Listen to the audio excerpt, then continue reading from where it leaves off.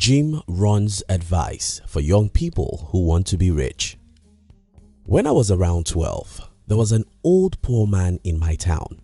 Oftentimes when I was on my way to school or returning in the afternoon, I would see this old, rejected and depressed man coming from or going to the farm. His clothes were always dirty. He walked slowly because he was probably in his late 70s and he rarely smiled. Whenever I saw that man, I would tell myself, I would rather die young than to be old and be like this man. So at the early age, I was lucky enough to know that if I run away from difficult situations when I'm young, I'll do difficult things when I'm old. I will share with you some other details about this story as I try to challenge you with one of the best advice of Jim Rohn, which I believe can make you rich. Now, if you're new here, consider subscribing so you won't miss other interesting videos like this. Here's the thing. Out of many advice given by Jim Rohn in his 79 years lifetime, I think the most important of them is you must suffer one of two things: the pain of discipline or the pain of regret. Don't be mistaken about this. You've got no escape route. In your life, you will suffer. In your life, you'll go through pains. In your life, you'll cry. But you have the choice. You can choose to suffer the pains that come from being disciplined or wait for the pains that come from poverty, loneliness, depression and failure.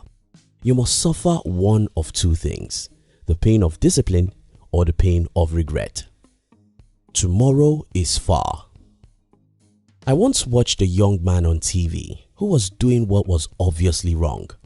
When he was asked how he would feel at 70, looking back at his present errors, he said, "Well, I still have about 50 years before I regret." This sounds so stupid, but we all do similar things in our life because we think that tomorrow is far. Don't deceive yourself. Tomorrow is now. If you are too young, go and ask people who are 50 and above. I tell you, these people didn't know how they clocked 50 because time goes so fast. I once read a quote from Robert Kiyosaki that went something like, "If you know what it means to be old, you would live well when you are young." I think you should think about that and be willing to go through the pains of discipline now. The truth is, most young people don't know what it means to be old.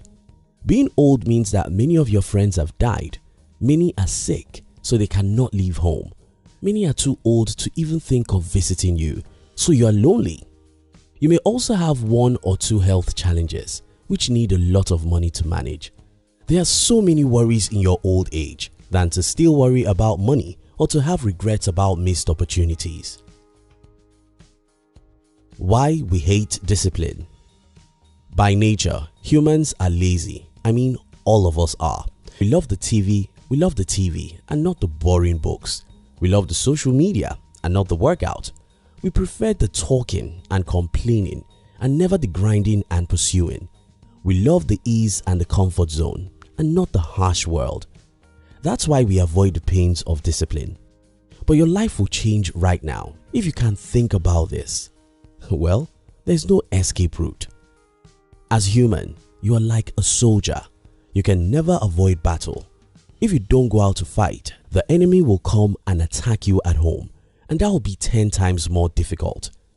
As humans, if you don't get out and be disciplined, if you don't do whatever you ought to do even if it's difficult, if you don't read those books, if you don't practice that music several hours every day, if you don't start that business even when it's tough, if you live like a coward and wish that your life should change by miracle, well, two things will happen.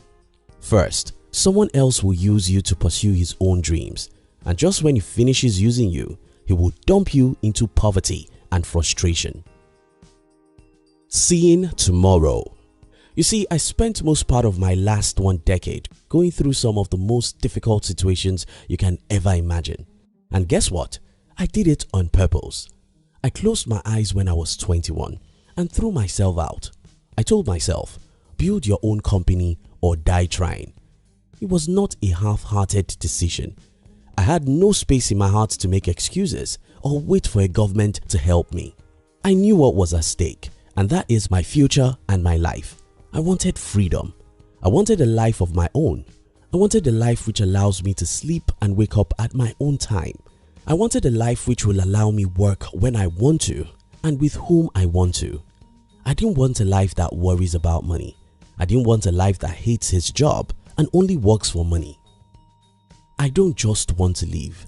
I wanted to live with purpose, and to do this, I understood that I mustn't make excuses or wait for a miracle. I understood that I will have to get out, fight hard, get wounded, fall, fail and cry. I knew that to wear a crown, I had to carry a cross, and I was not afraid of the pains that come with the cross because I could see tomorrow. Most young people cannot see beyond today, and that's the reason why they complain and make excuses. If you, like me, can look around you and see old people who have died, who have lived their lives as cowards, and see the pains they are going through now, you'll not be a coward. If you look around you and see people who dreamed of starting their own business all their life, but never try or gave up when they failed twice, now in their 70s, after working all their life in the jobs they hate, they are still poor, then you will understand the pains of regret. You must suffer. Yes, you must suffer one or two things, the pain of discipline or the pain of regret. Living in the world of cowards. Don't ever think that you'll see some examples of courage in your primary environment, because not many courageous people exist in the world.